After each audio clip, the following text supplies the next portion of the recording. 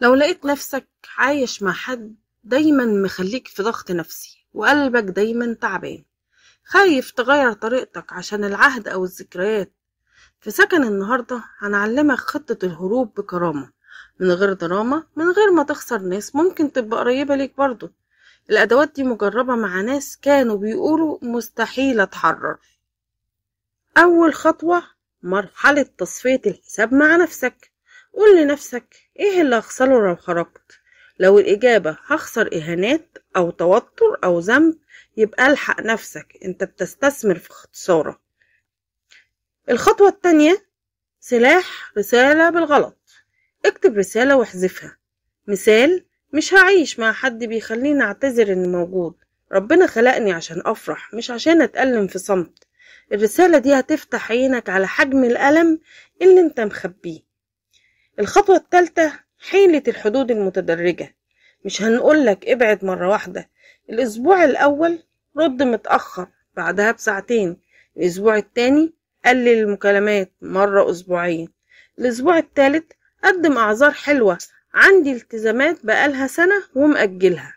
لعبة التقطير دي هتخليك انت وهو تتأقلم على البعد من غير صدام.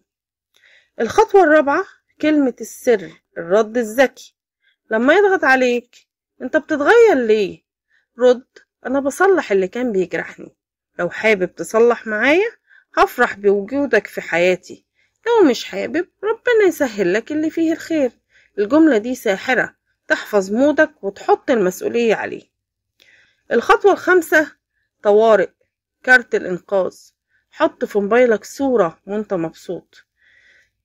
الدماغ بيصدق الصورة أكتر من الكلام، وكل ما يضغط عليك بص لنفسك في الصورة وانت مبسوط. لو هيفضل في حياتي وهفضل مبسوط يبقى أهلا بيه، إنما لو ضحكتي دي اتغيرت وانبساطي قل، لأ، اختار سلامك النفسي. لو جربت الخطوات دي اكتب في الكومنت هبدأ من الخطوة رقم كذا، واشترك في القناة عشان الفيديو الجاي ازاي تبني مناعة نفسية ضد المستغلين، ودوس على الجرس عشان الفيديو دايما يوصلك بدري. وخليك فاكر الحرية مش رفاهية، دي أول حق ليك عشان تفضل إنسان. وما تخليش حد يبيع لك وهم الحب ببلاش، واللي مش عاجبه كرامتك مش فارق معاه وجودك.